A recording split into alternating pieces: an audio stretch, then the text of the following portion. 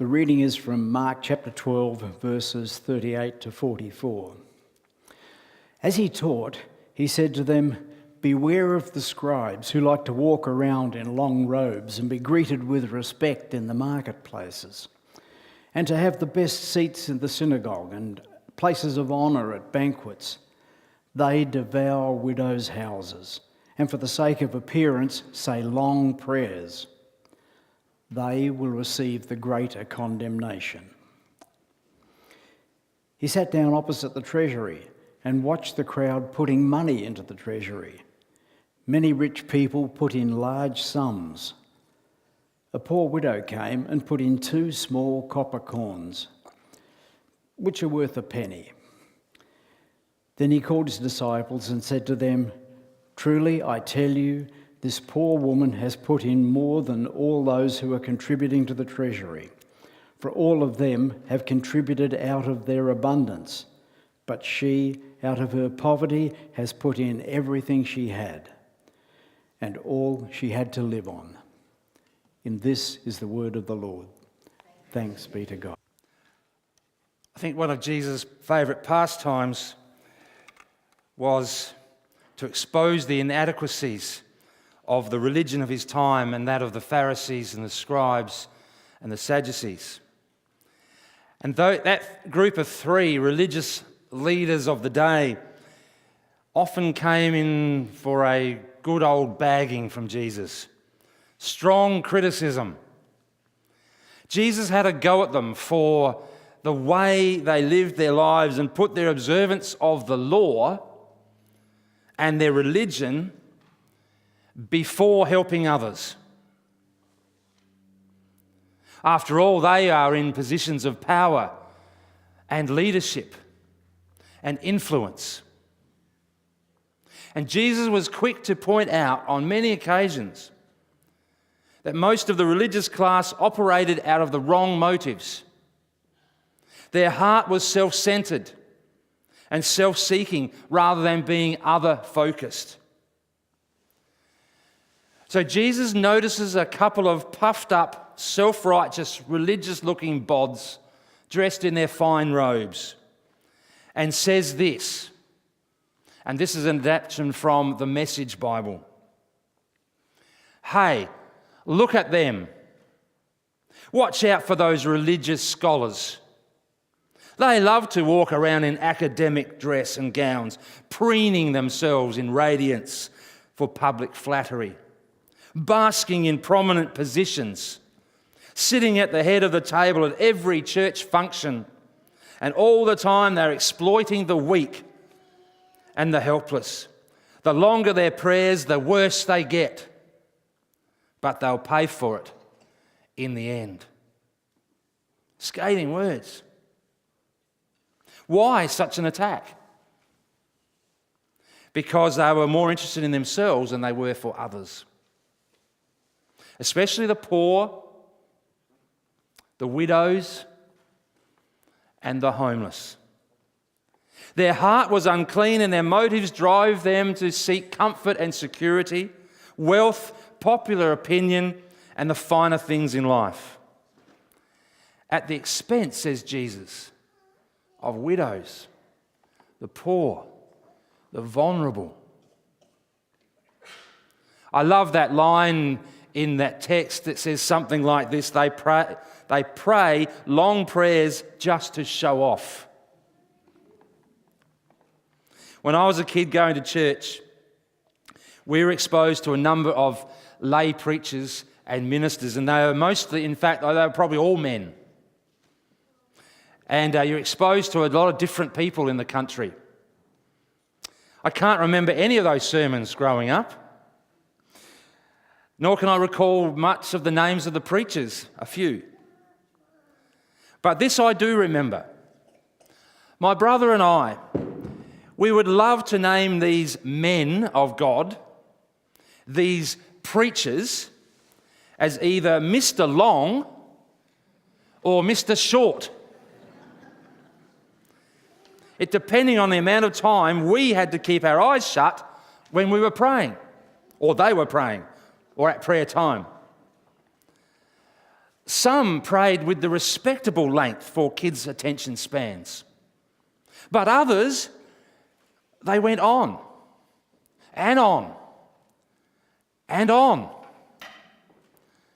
and on. And maybe one more on.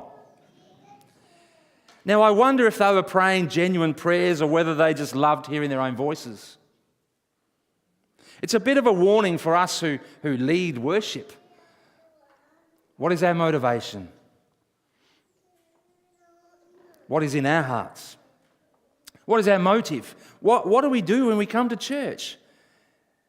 If Jesus had a stern warning for those puffed up with self-righteous interest back then, maybe we should hold a mirror to ourselves, to myself, to look into. Now, you wouldn't call me Mr. Long or Mr. Short, I'm sure.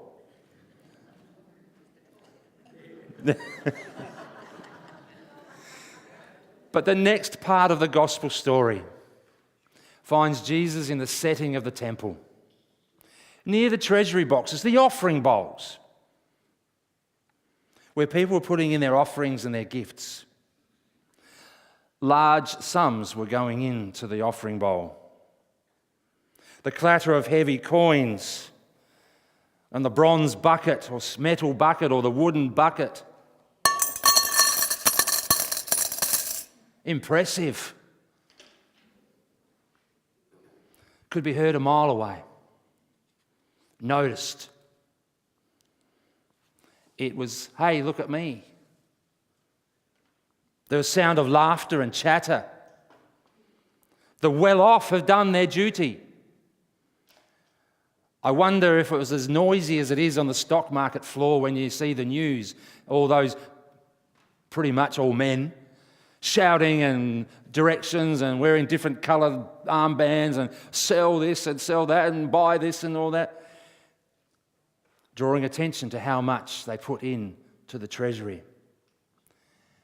But then Jesus notices something that probably not many others did. Among the crowd, among the well-to-do, even among the not so well-to-do, and among the very, very well-to-do, came a tiny, almost silent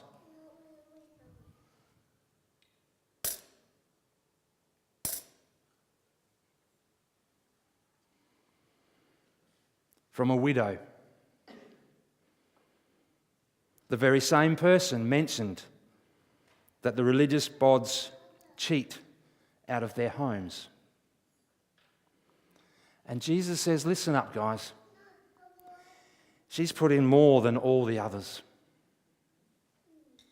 Everyone has given out of what they had, what they didn't even need, loose change, their tithe, their 10% of their $100,000, or their $50,000, or their $20,000, or their weekly pension, their job search allowance, their mobile phone allowance, if you've got kids.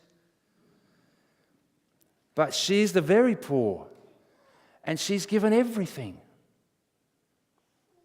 And what is better still, she didn't make a fuss. What's going on here? What was the widow going to live on? It's a lesson about faith and trust? Or is it a slap in the face at the rich compared to that of the poor? I always used to look at this story with antagonism towards those who put in much and look with compassion towards the widow.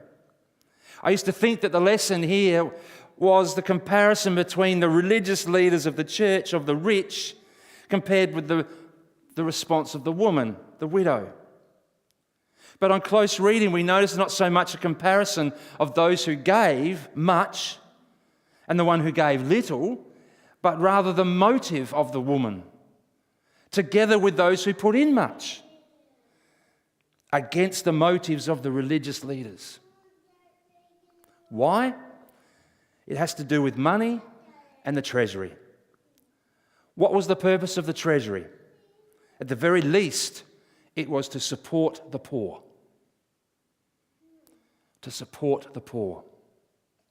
Jesus makes no judgment upon those who put in lots. It's like, well done, folks. You've done well. A kind of affirmation. We're not told that they made a big song and dance about their giving, and nor does the widow. Both groups were motivated to give sacrificially. And the religious leader's motivation, on the other hand, was self-satisfaction and preservation, to keep for themselves. The well-to-do gave and gave well, and the woman, the widow, gave all. Now, during the week, I just happened to read John Wesley's sermon on giving, as you do, which was actually quite good, very long. I reckon us kids would have called John Wesley Mr. Long. But his sermon is helpful in understanding motives. And essentially he has 3 points. Long points, but 3 points. And I'm not going to share with them the full story, but a paraphrase. Firstly, he says, gain all you can. Gain all you can, but be certain to do not do so at the expense or pain of others. He says, be honest and be just and use common sense. No pun intended.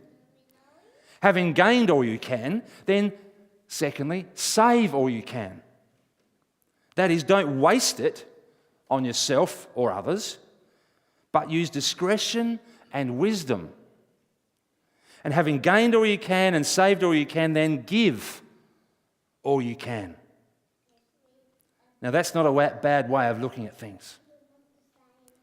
What is the motivation of our lives?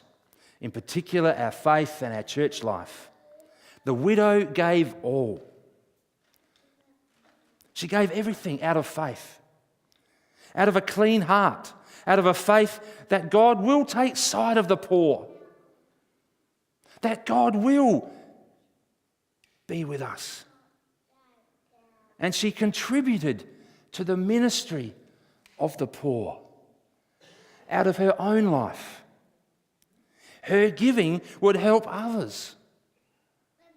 Even in her poorness, she would help others. She could have put her hand up and shouted, "What about me? It isn't fair. I've had enough, now I want my share. Can't you see I want to live, but you just take more than you give." Sounds like a song? Moving pictures back in the 80s sometime, and covered by Shannon Knoll just recently. What about me? What about me? She could have sat at the treasury and begged. She could have hoped for a spilt coin to fall, a leftover that she could take home. She, together with the others, were giving to God what essentially was God's anyway. A sense of duty, obligation, that can be motivation. To look good in other people's eyes, that can be motivation. And so can the desire to do good. But Jesus often talks about the heart, about our motives, about what is inside of us, that which drives us, that which is within us. Although the widow's gift was the smallest, the value was determined not by the amount, but by the spirit in which it is given. Psalm 51:10 says, "Create in me a clean heart, O God." A clean heart. A gift given grudgingly or for recognition soon loses its value.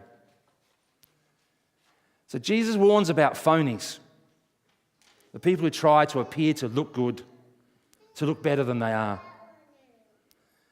True followers of Jesus, Jesus would say, is not distinguished by showy spirituality, praying long prayers in church, but by doing love in action. Let our actions be consistent with our motivations. So I conclude this morning, and hopefully I'll be known as Mr. Short. How will the widow live without her 2 coins? She must trust in something else. something other than her 2 coins. The story of the widow is a call for justice. As the 2 coins hit the bottom of the bucket, she was perhaps saying to the temple and to the church, "That's it, I have no more. It's now up to you to practice what you preach. And don't forget, Jesus is watching."